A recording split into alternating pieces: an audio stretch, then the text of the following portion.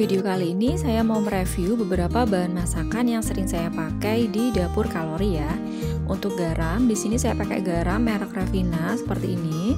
Kemudian di bagian belakangnya ada informasi nilai gizi. Nah, karena di sini kalorinya tidak terlalu tinggi, biasanya saya tidak input di aplikasi penghitung kalori ya. Lalu untuk merica atau lada bubuk, di sini saya pakai yang punyanya Ladaku seperti ini. Jadi dia kemasannya ada yang botol kaca seperti ini atau yang refill ya. Di sini juga nggak ada informasi nilai gizinya, jadi saya juga nggak input ke aplikasi penghitung kalori karena kalorinya juga nggak terlalu tinggi. Kemudian untuk kaldu bubuk, di sini saya pakai kaldu rasa jamur punyanya Totole seperti ini. Jadi kalian kalau mau pakai kaldu bubuk rasa apa aja bebas ya, terserah selera kalian. Kemudian di sini juga nggak ada informasi nilai gizinya, jadi biasanya saya nggak input ke aplikasi penghitung kalori, saya pakai secukupnya aja. Lalu untuk minyak goreng, di sini saya pakai punyanya Sanko. Nah seperti ini ya, dia ada yang botolan dan ada yang refill juga seperti ini. Kemudian kenapa saya pakai punyanya Sanko? Karena ternyata Sanko itu mempunyai kalori yang paling rendah dibandingkan dengan merek lainnya. Di sini tertulis di informasi nilai gizinya, per 100 ml itu energi totalnya hanya 680 kilokalori. Kalau brand lain itu ada yang sekitar 800 sampai 880 juga ada ya.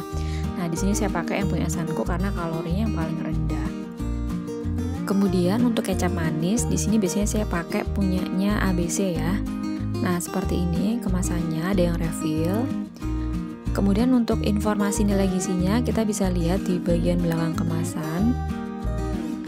Nah, di sini tertulis untuk informasi nilai gizinya, takaran sajinya setiap 15 ml itu energi totalnya sekitar 50 kilokalori. Nah, kalau kalian sering pakai merek ini, kalian juga bisa input di aplikasi penghitung kalori ya. Jadi nanti akan muncul brand yang biasanya kalian pakai. Kemudian untuk kecap asin, biasanya saya pakai punyanya Saus Raja Rasa seperti ini. Jadi kemasannya botol. Nah, ini merupakan fermentasi dari kedelai ya.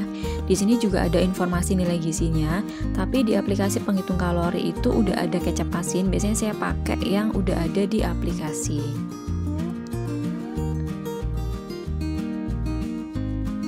Kemudian di sini ada minyak wijen. Minyak wijennya kemasannya botol seperti ini. Jadi sebenarnya minyak wijen ada banyak ya mereknya, tapi saya biasanya pakai yang ini. Nah, di sini juga sudah ada logo halalnya seperti ini. Kemudian kita bisa juga cek informasi nilai gizinya. Nah, di sini tertulis untuk takaran sajinya per 15 ml itu energi totalnya sekitar 130 kilokalori. Jadi minyak-minyakan seperti ini tuh biasanya kalorinya cukup banyak ya. Jadi kita harus input ke aplikasi jadi supaya nggak over kalori.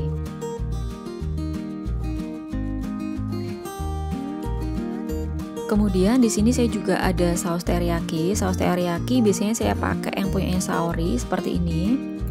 Kemudian kita cek untuk informasi nilai gizinya. Di sini untuk takaran sajinya per 5,5 ml itu energi totalnya sekitar 10 kilokalori.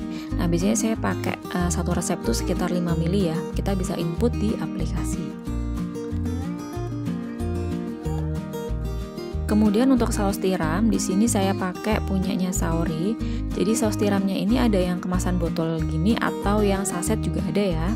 Nah, kita cek informasi nilai gizinya per 5,5 ml itu energi totalnya sekitar 5 kilokalori.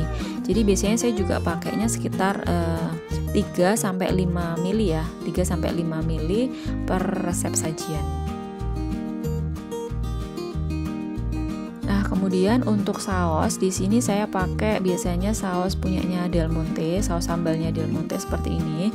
Tapi saya pakainya yang kemasan 1 kilo itu yang refill ya. Kita cek untuk informasi nilai gizinya, takaran sajinya per 15 ml itu energi totalnya sekitar 15 kilokalori. Biasanya saya pakai untuk saus sambal itu sekitar 5, 10 atau 15 gram ya. Jadi sekitar segitu kalorinya.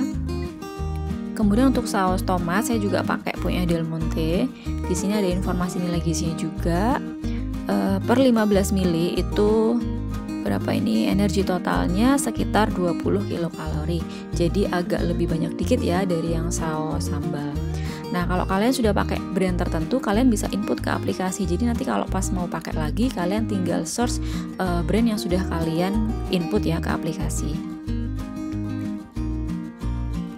Nah, kemudian di sini juga banyak nih yang sering tanya saus gochujangnya pakai yang apa. Di sini saya pakai punyanya Kikkoman seperti ini. Jadi saus pedas ala Korea. Kemudian kita juga bisa lihat untuk informasi nilai gizinya. Untuk takaran sajinya per 15 gram itu energi totalnya sekitar 15 kilokalori. Biasanya per resep yang saya pakai gochujang itu sekitar pakainya antara 10 sampai 15 gram ya. Jadi kalorinya juga nggak terlalu tinggi. Nah, seperti ini cuma 15 kilokalori.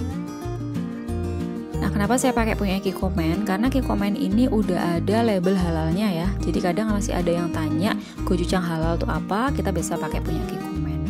Nah, sekian untuk review bahan-bahan masakan yang sering dipakai di dapur kalori. Kalau kalian ada request bahan-bahan makanan yang mau direview, kalian bisa tulis di kolom komentar ya.